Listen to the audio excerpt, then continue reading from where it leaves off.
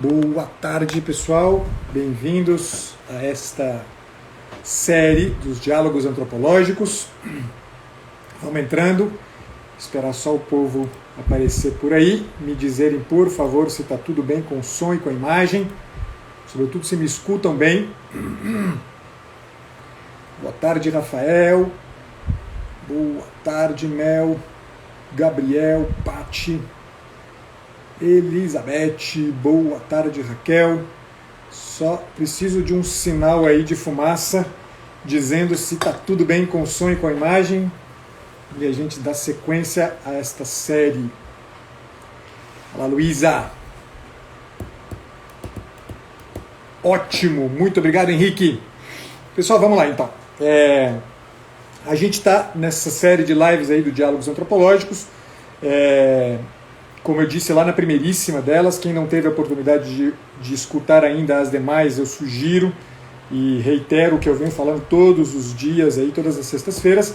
Essa é uma sequência, essa é uma série de lives que tem uma sequência, tá? Então é muito importante que vocês estejam aí atentos às demais, né, lives, as que precederam esta aqui, tá? Para que vocês possam se inteirar aqui da sequência e, sobretudo, né, tirar um bom proveito do material. Tá?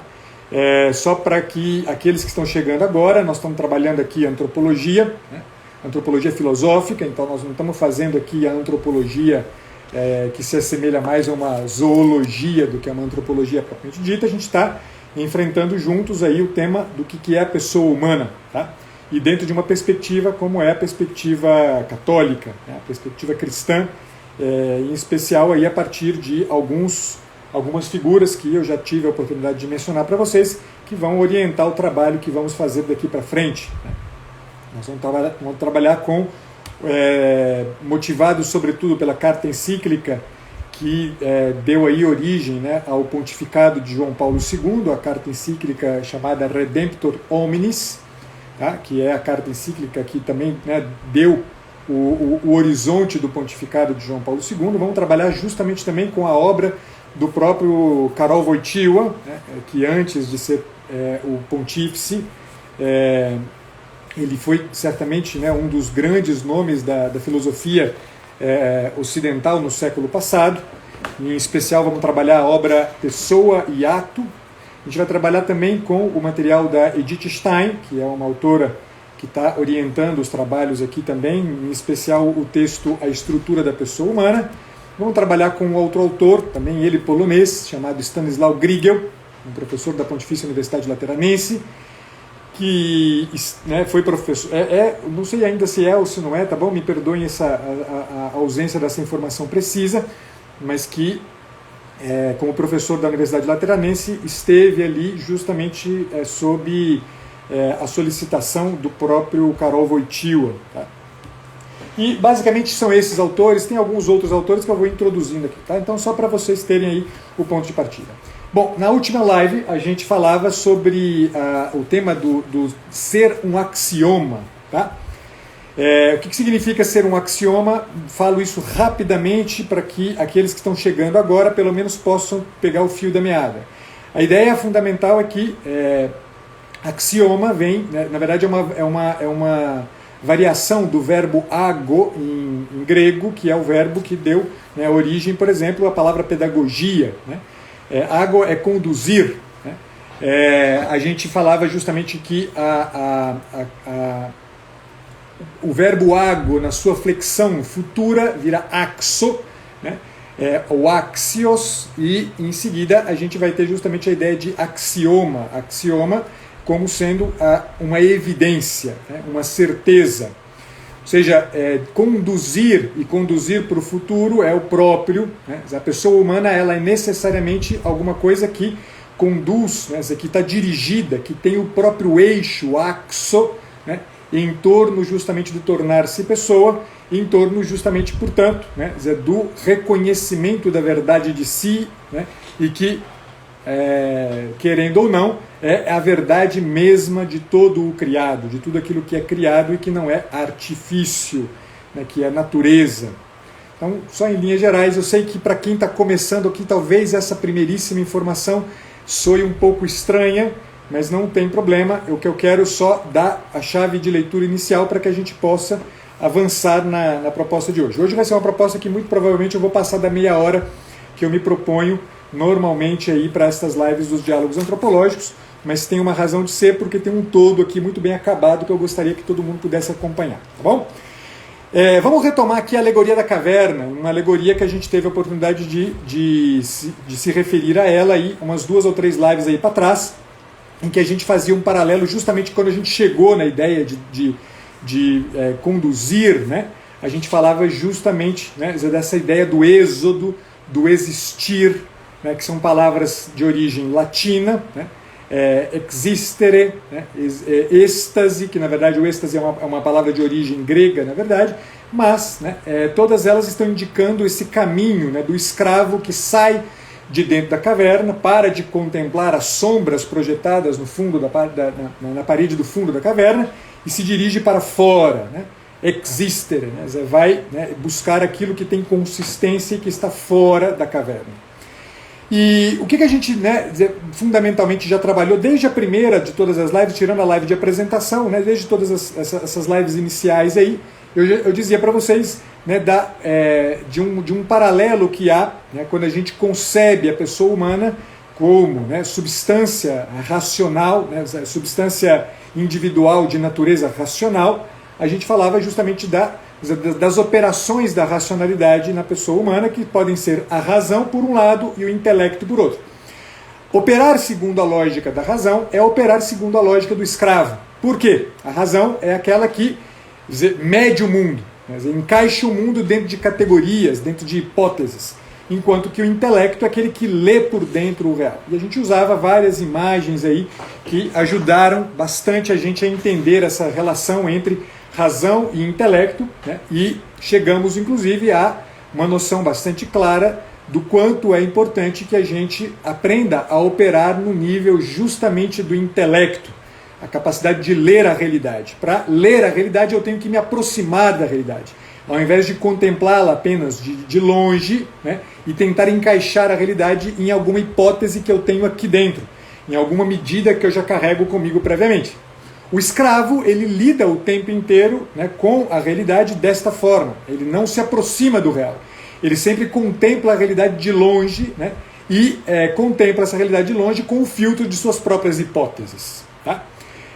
Enquanto que aquele que vira as costas para a parede do fundo da caverna e avança rumo ao lado de fora da caverna, é aquele que justamente se aproxima do real. Então, vence-se a distância, né, com a qual eu lido manipulando hipóteses e me encaminho em direção à realidade. Eu usava, inclusive, na live passada, né, aquele exemplo, né, de a gente estar num descampado, à noite, no escuro, e ver de longe, né, um vulto escuro, né, e eu mais uma pessoa, contemplando de longe esse vulto no escuro, fazemos hipóteses. É um ladrão, é um cachorro. Né? Quer dizer, a gente está encaixando a realidade naquilo que a gente tem na nossa cabeça. Né? E aí vem um terceiro, alguém que esteve, né, em contato com aquele vulto, né, do qual a gente só tem acesso à distância. Ele teve contato próximo e ele vira para a gente e fala assim: olha, isso não é nenhum cachorro, nenhum ladrão, é tão somente um arbusto. Tá? Aquele que contempla a realidade, ele não o faz a não ser que ele se aproxime amando a realidade. Então é preciso um movimento de amor à realidade, né? Esse aproximar-se da realidade pressupõe um amor àquilo que eu estou vendo. E aí eu arranco fora as hipóteses, eu tenho que arrancar fora as hipóteses para justamente ler aquilo que eu tenho diante dos meus próprios olhos. Tá? Então, este caminho aqui, né, esse movimento de quem se aproxima do real, ele difere, né, em larga medida, do movimento do escravo, que está sempre à distância, manipulando as suas próprias hipóteses. A gente tem então aqui 2 palavras para designar, né, o conhecimento a que se pode chegar por via do movimento típico do escravo e por via do movimento típico daquele que se aproxima do real, amando o real. Para o primeiro, para o escravo, a gente chama de doxa. Né? Platão definia esse tipo de conhecimento como doxa, ou opinião. E, né, a gente o Platão certamente descreveu muito bem, né? Não só aquilo que ele via lá na época dele, mas ele descreveu muito bem aquilo que a gente encontra hoje, né? O ambiente universitário, o ambiente acadêmico, é um ambiente muito marcado pela doxa, né? Muito marcado sobretudo pelo quê? Pelas construções que eu faço, hipóteses, construções teóricas que eu faço acerca do real, e que a todo custo eu tento justamente encaixar o real dentro dessas construções. Tá? A isso a gente dá o nome de doxa. Então não se assustem, né? Porque a gente poderia pensar, não, mas aquilo que está na universidade não é opinião, aquilo que está na universidade é conhecimento propriamente dito, né? É episteme, né? Que é a segunda palavra a que o Platão se refere, quando ele justamente fala desse movimento de quem se aproxima amando o real e buscando ler o real a partir do intelecto e não a partir da razão. Tá? Então esta dinâmica, né, de episteme versus doxa é uma dinâmica que, infelizmente, né, não pertence mais, né, àquilo que é o próprio do ambiente acadêmico, do ambiente universitário, do ambiente educacional de uma maneira geral. Inclusive tivemos a oportunidade na live passada de falar sobre isso. Né? A escola se tornou muito mais, né, um ambiente que, ao invés de dar para aquele que está lá dentro da escola, né, sendo educado, né, dar a ele a chance exatamente de educar-se, né, ex ducere, né, ser conduzido para fora, né, e contemplar a realidade total, amar a realidade, a escola se tornou, na verdade, né, o berço das opiniões. Né? E a gente vive num ambiente assim. Né? Todo mundo tem uma opinião para dar. É impressionante. Né? Em todos os âmbitos, alguém tem uma opinião para dar, e ai de quem não respeita a minha opinião. Né? E na universidade isso é terrível. Né? Quem foi meu aluno na universidade se lembra de como eu dizia que eu estou pouco me fudendo para as opiniões que os alunos têm acerca do que quer que seja. Eu nunca pedi opinião de aluno meu para absolutamente nada. E há professores, né, e a universidade está cheia disso, né, que fazem de suas aulas nada mais nada menos do que o espaço das opiniões. Né? Aí faz aquelas aulas assim, né, todo mundo sentado em círculo, vamos lá pessoal, essa estrutura, né, pequeno burguesa, essa estrutura de poder das relações do professor na cátedra, vamos todo mundo sentar em roda e todo mundo falar. Aí o professor, o que ele faz? Lança um tema e vamos falar, né? Cada um dê a sua opinião. Né? E aí fica todo mundo ali dando opinião e está tudo ótimo. Né? E a gente que está lá sentadinho como aluno se acha o ó do forrobodó, né? E o professor, né, está todo feliz porque está, né, tornando a sua aula um lugar de liberdade. Liberdade é uma pinóia, porque no fundo, o que está acontecendo ali é uma escravidão. Né? Está se prendendo todo mundo no fundo da caverna, contemplando sombras na parede e cada um com a sua opinião. E o que acontece? Né? A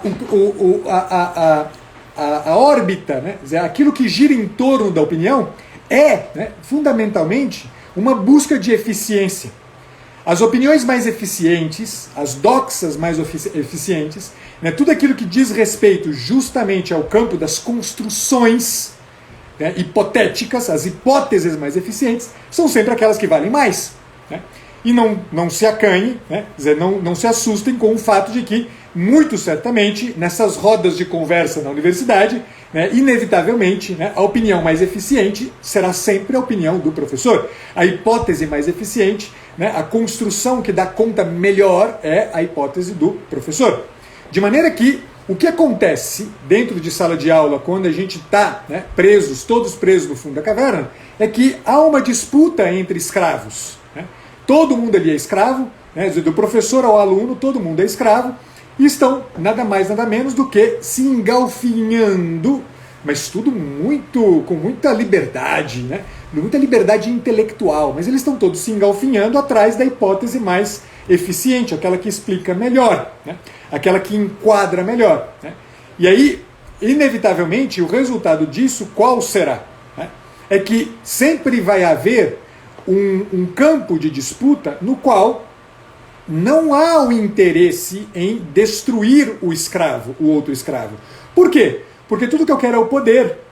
Fundamentalmente, nessa troca de hipóteses eficientes, o que está em jogo é uma busca de poder. Né? Quem tem mais poder. Então eu não tenho interesse em destruir o escravo. Então é uma luta entre escravos, mas não é uma luta que pressuponha, né, a destruição do meu antagonista. É muito mais uma luta que tem como perspectiva a destruição da hipótese do meu antagonista. A destruição do sistema hipotético, do sistema ideológico do meu antagonista. Tudo o que eu quero é isto.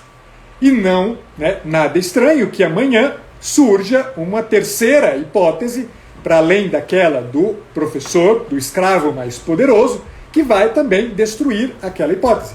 E esse professor, como ele, na verdade, né, ocupa uma posição, né, de destaque na cátedra do fundo da caverna, ele, né, vai ser aquele que, né, muito esclarecidamente, né, se desfará das suas próprias hipóteses em nome de uma nova hipótese mais eficiente, mais ok, mais direitinho. Né? Exato, né, o que o Gabriel falou. Né? Você é livre para concordar com o Foucault. Né? Você é livre para concordar com o Deleuze. Você é livre para concordar com o Freud. Você é livre para concordar com esta hipótese eficiente que eu estou trazendo para você. Vejam que coisa trágica. Porque isso é trágico, efetivamente. Porque a escola deveria ser o ambiente da episteme, a escola deveria ser o ambiente, né, escolar, o ambiente educativo, deveria ser o lugar da episteme. O lugar justamente do quê? Do testemunho da verdade encontrada, porque eu me aproximei da realidade, vi a realidade, ela se revelou para mim, e eu recebo a partir deste momento o mandato que me obriga a ir em direção aos escravos e cortar as cadeias, tirar as bolas de ferro que os prendem ao fundo da caverna. Só que o que se tornou a universidade, o que se tornou a escola? Exatamente o contrário. A escola se tornou um campo, né, de comércio de hipóteses. Comércio de hipóteses eficientes. E com isso a gente está diante, portanto, de um padrão, né, que é um padrão terrível. Por quê? No fim das contas, né, a relação de poder que se estabelece, né, é preciso que a gente tenha isso muito claro. Né, todo mundo que está ali no fundo da caverna, né, como todo mundo está na mesma condição, né, o que eu quero, na verdade, é que a minha bola de ferro de 30 quilos, de 60 quilos, seja lá do peso que for, seja a bola, né, a bola preferida por todos. Né? Então eu estou querendo comercializar de alguma maneira, né, essa hipótese eficiente. Então o que eu vou fazer? Eu vou virar para o escravozinho que está lá e vou dizer o seguinte: olha, se você não fizer o que eu quero que você faça, eu não te permitirei ter acesso àquilo que você quer. E o que você quer? A hipótese mais eficiente. E a hipótese mais eficiente, né, será sempre uma hipótese que cabe dentro do campo da manipulação. Ela é manipulável, ela é alguma coisa que eu possuo. A ideia de poder é esta. E eu só possuo aquilo que é material. Eu não tenho como possuir, na minha velha boa pedra, eu não tenho como possuir alguma coisa que seja imaterial. Aquilo que eu contemplo quando eu chego perto do arbusto não é a materialização daquele arbusto. Porque se fosse só a materialização daquele arbusto, eu que encontrasse aquelas duas pessoas discutindo as hipóteses que são a garantia mais eficaz, mais eficiente, né, de quem vai correr mais rápido, teria que, para poder provar alguma coisa, arrancar o arbusto de lá e dizer: eu possuo a verdade. Não, a verdade não é o arbusto material. A verdade é aquilo que se revelou para mim quando eu me aproximei do arbusto. Ela não é algo que eu possuo. Ninguém possui a verdade. Ninguém possui a verdade. A verdade, ela me torna um testemunho, uma testemunha dela. Então é ela quem me possui. Eu sou posse da verdade. E por isso eu sou testemunha da verdade. E por isso eu sou obrigado a testemunhar a verdade. Enquanto que na lógica da opinião, na lógica da doxa, na lógica da hipótese, na lógica dos sistemas ideológicos, tudo não passa de um comércio baseado no que cabe dentro do mensurável. Para ser eficiente é preciso que eu meça. Para que eu saiba que é eficiente, eu preciso ter uma medida. Entendem? Então é uma dinâmica de poder que ela é eficientíssima. Sobretudo se, e aí está, o eixo, o axios, em torno do qual eu, escravo que sou, giro, é aquela hipótese eficiente. Se este é o eixo em torno do qual eu entendo que eu serei alguma coisa, eu estou, portanto, facilmente nas mãos de quem tem a hipótese mais eficiente. Porque o comércio vai se dar exatamente aqui. Se você não fizer o que eu quero que você faça, você não terá a hipótese eficiente que eu tenho em minhas mãos e que eu posso te conceder. Você não tem a possibilidade do esclarecimento kantiano, que não à toa todos os estudantes universitários no primeiríssimo semestre de universidade estudam o texto sobre o esclarecimento de Immanuel Kant, porque tudo que ele está oferecendo ali é nada mais, nada menos do que alguém que é detentor de uma hipótese eficiente, que está oferecendo para você a chance de você ser esclarecido, desde que você cuspa na sua religião, desde que você cuspa no Criador, desde que você cuspa nas tuas tradições, desde que você cuspa na pessoa e assuma um horizonte de compreensão do outro, baseado apenas no quê? Na lógica eficiente de uma hipótese, de um enquadre teórico, que eu sou detentor e que, se você quiser, eu te dou. Mas você vai querer só se você abrir mão de tudo aquilo que é diverso do que eu tenho para te apresentar. Percebe?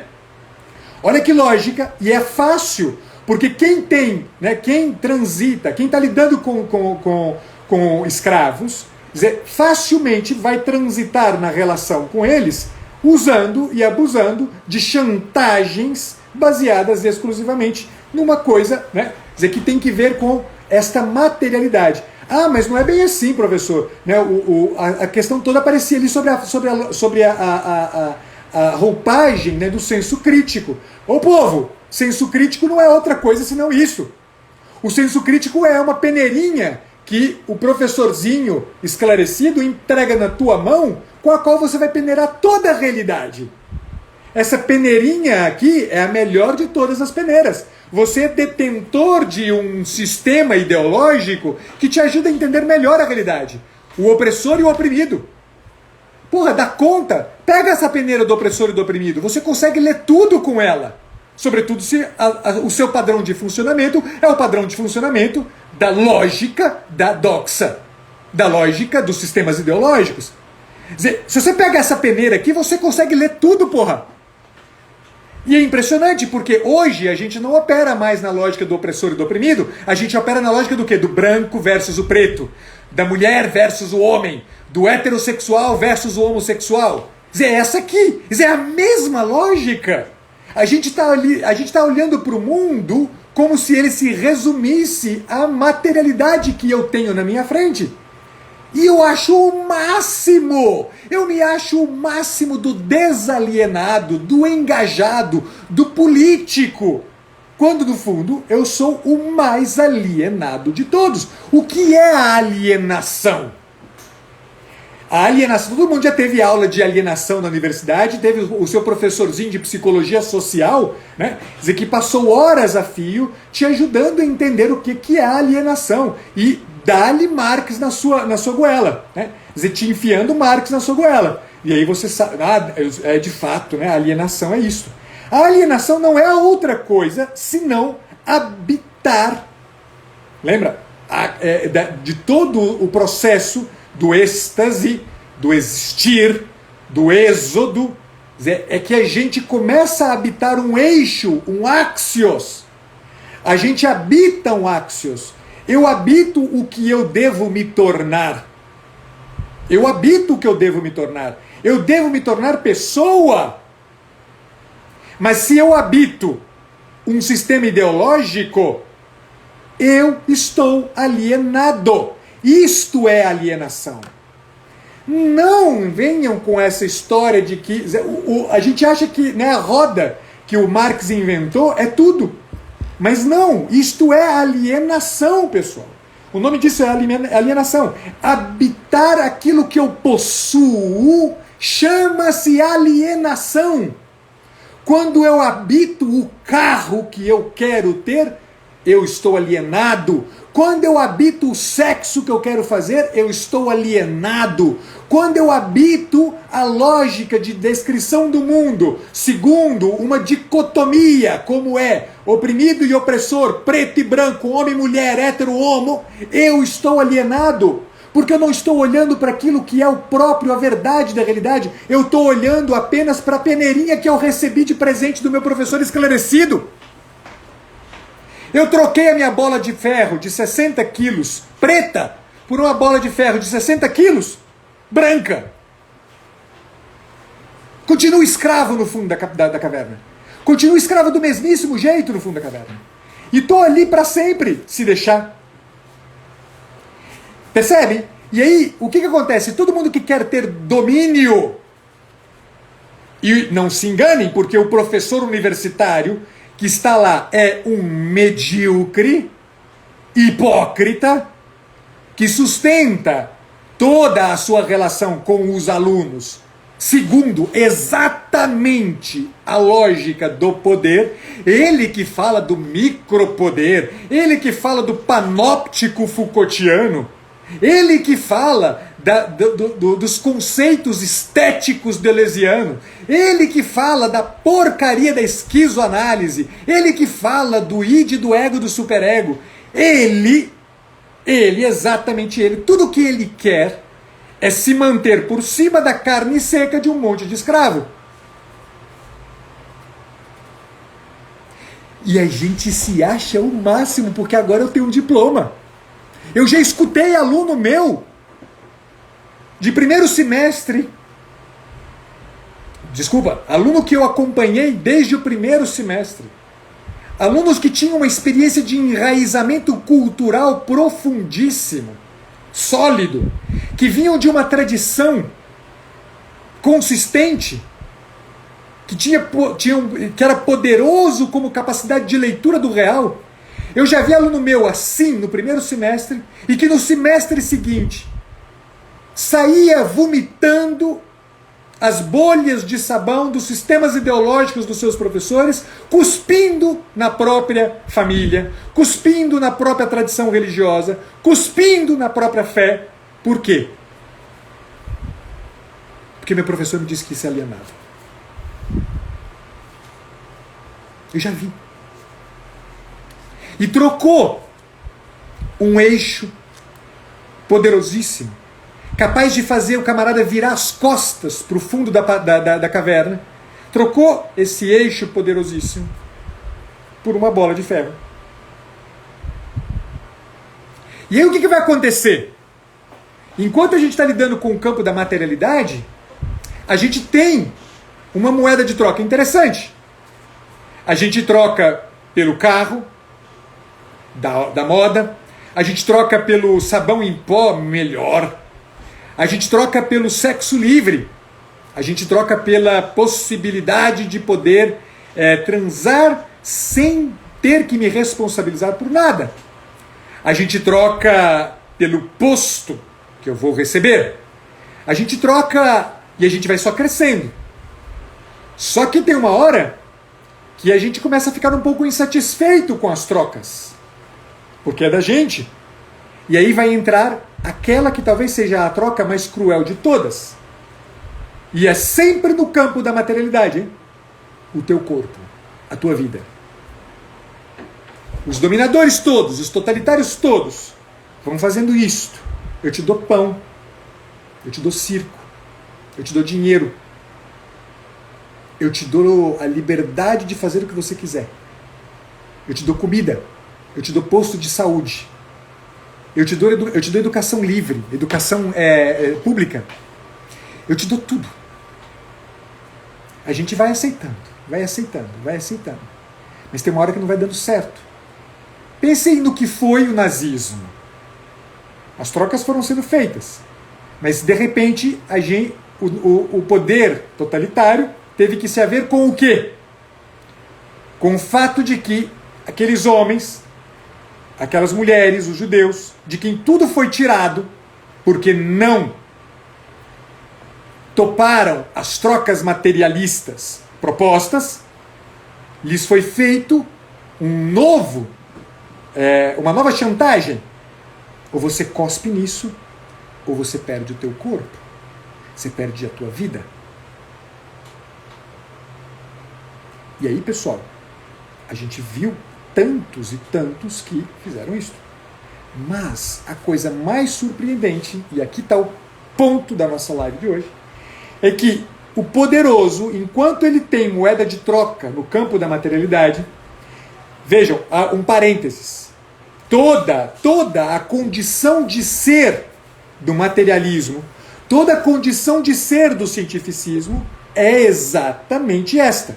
Só pode existir materialismo, só pode existir alguma coisa com o nome de cientificismo, na medida em que há exatamente o convencimento de que aquilo que eu possuo é melhor do que aquilo que eu não possuo, não posso possuir, mas que eu giro em torno e que é verdade, e que me constitui e que me define em última instância. Então, para que haja materialismo, para que haja o cientificismo, é preciso haver essa essencial, é preciso haver essa condição de possibilidade. E o problema é que ela existe. Fecha o parênteses. E aí acontece o seguinte, porque o poderoso, ele vai então começar a chantagear com esta que é talvez, né, o ponto alto, aquele que é o mais difícil de todos. Por quê? Vejam bem, quem defende um eixo, quem sinceramente entende que há alguma coisa que eu habito, que me constitui, um ethos que me constitui, vai a todo custo querer salvar isso que eu constitui. Se eu habito o meu carro, eu vou querer salvar o meu carro. Se eu habito a capacidade a possibilidade de fazer sexo quanto eu quiser, eu quererei salvar isso aqui. Se eu habito o posto que eu alcancei, eu quererei salvar isso aqui. Se eu habito o meu corpo, eu quererei salvar isso aqui. E aí, a gente chega no ponto que normalmente os poderosos mais usam. O que está acontecendo hoje no mundo com a tal da pandemia? É exatamente isso, pessoal.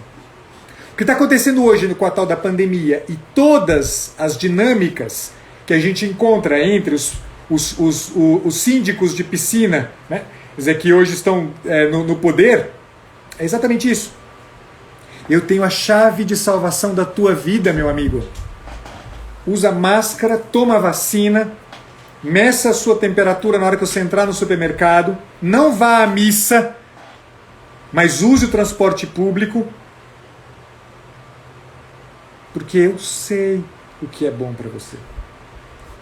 E você, morrendo de medo de perder a tua vida, do teu corpo adoecer, o que sobrou para você, meu amigo? Aceitar como um cordeirinho que a vida é exatamente isto. Andar de máscara, deixar todo mundo medir a sua temperatura, tomar uma vacina e assim sucessivamente. E a gente acha o máximo. É impressionante porque as pessoas aceitaram isso como cordeiros, todos escravos. Está se usando hoje uma moeda de troca, uma chantagem que atingiu o cume da possibilidade de controle sobre todo mundo. A troca agora é: eu habito o meu corpo, eu habito a segurança da saúde, da minha saúde, eu habito isto, e eu quero salvar isso, custe o que custar. Então, se for para colocar máscara, eu coloco, e ficar andando na rua feito um paspalho usando uma máscara que não serve pra porra nenhuma, eu vou andar. E deixar todo mundo medir a minha temperatura, eu vou deixar. E tomar uma vacina, eu vou deixar. Eu vou deixando. E quando eu menos esperar, Esse cara está comendo meu rabo. Esse cara está me levando para dentro de uma câmara de gás.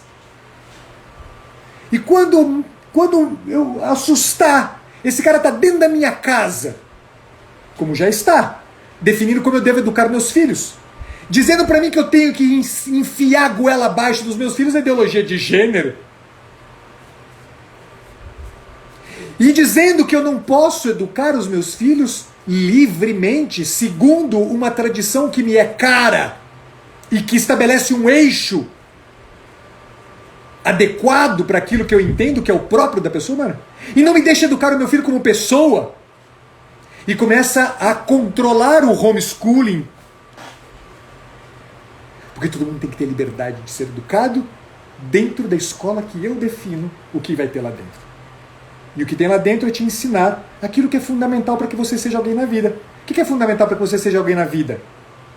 Saber tudo aquilo que você vai depois vomitar na prova da FUVEST, para você poder fazer a universidade, e finalmente ser alguém na vida. Vocês percebem? É exatamente, essa é a lógica. Só que, o que acontece?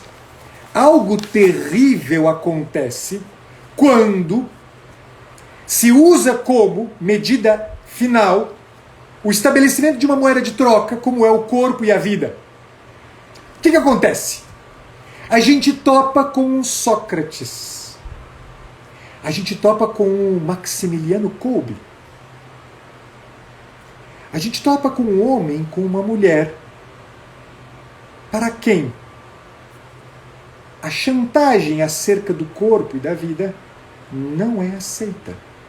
E o camarada diz: não, eu não vou cuspir no eixo de verdade que eu encontrei. E não cuspindo, eu preservarei o que eu sou. Fudeu. Porque o que eu faço diante de uma pessoa que fala isto? O que eu faço diante de um Maximiliano Kolbe, que dentro de Auschwitz dá a própria vida pela salvação de um outro? O que eu faço diante de um homem deste? Porque se eu o mato, eu consegui alguma coisa? Não. Porque se eu o mato, eu o perco. E se eu o perco, o domínio vai embora, eu perco o poder. E se eu não o mato, eu também perco. Caralho, fudeu.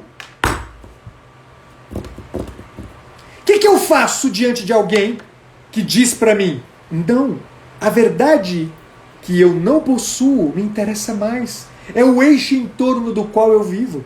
O que eu faço diante dessa pessoa? Ela é supremamente livre.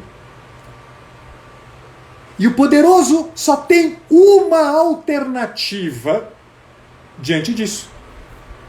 Ele só tem uma alternativa: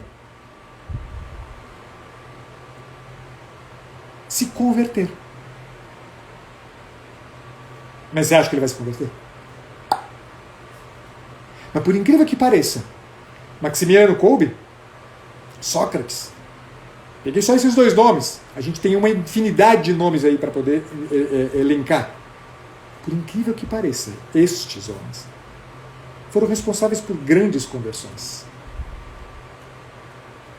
Quantos soldados SS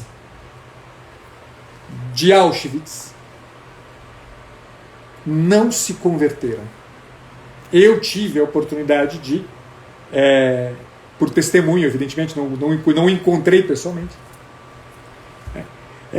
de conhecer, não pessoalmente, evidentemente por testemunho, um sacerdote, vive no Brasil, acho que ainda vive, talvez esteja já bem velhinho, se já não tiver morrido, que foi uma das conversões de Maximiliano Kolbe. Ele se converteu e virou sacerdote. E veio para o Brasil. Vivia no Nordeste, no Cariri, no sertão do Cariri. Ou seja, diante de um testemunho como este, para o qual eu não tenho mais o que fazer, eu não posso nem matar e nem deixar viver, Ou eu me converto, ou eu vou continuar lutando para defender a minha bola de ferro. Os jovens da Rosa Branca, quem não assistiu a live sobre a Rosa Branca, está lá no meu canal do YouTube, assista. Né? Os jovens da Rosa Branca. Exatamente isso. Uma menina de 20 e poucos anos de idade, que no momento de ser decapitada pelo regime nazista, grita liberdade.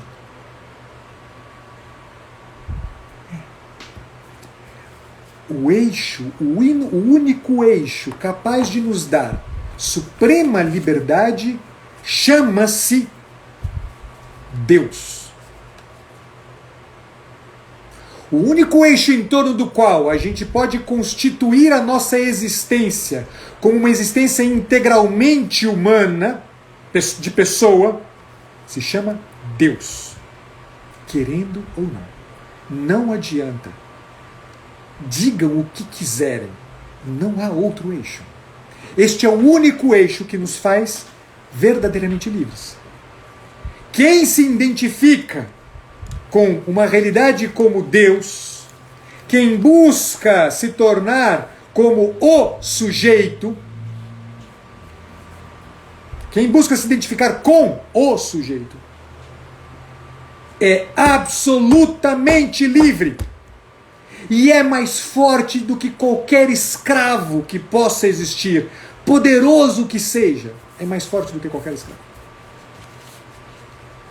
Contra alguém assim, nada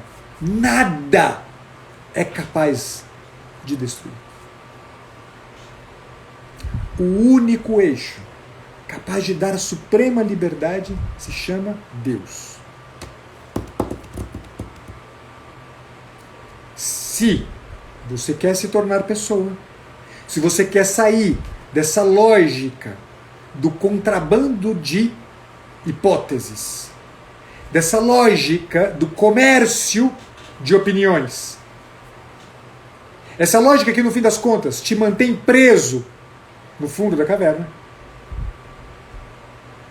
se você quer sair disso, estabeleça como eixo da tua vida aquilo que necessariamente é o para que você nasceu.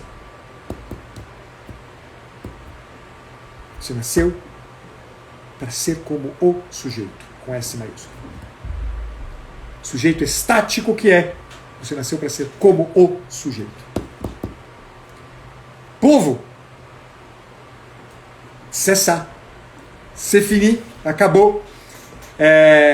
Avancei, até que eu não avancei tanto como eu imaginei que eu ia avançar, do horário que eu tinha previsto. Então, a gente se vê sexta-feira que vem para o Diálogos Antropológicos. Um lembrete rápido para aqueles que são psicólogos. Amanhã começa o Reumanizar a Psicologia, a partir das 21 horas, de amanhã até sexta-feira da semana que vem. Todos os dias, às 21 horas, a gente vai começar aí a lançar uma proposta de reumanização da psicologia. Então, espero vocês amanhã às 21 horas. Fiquem com Deus, bom final de semana, a gente se vê. Tchau!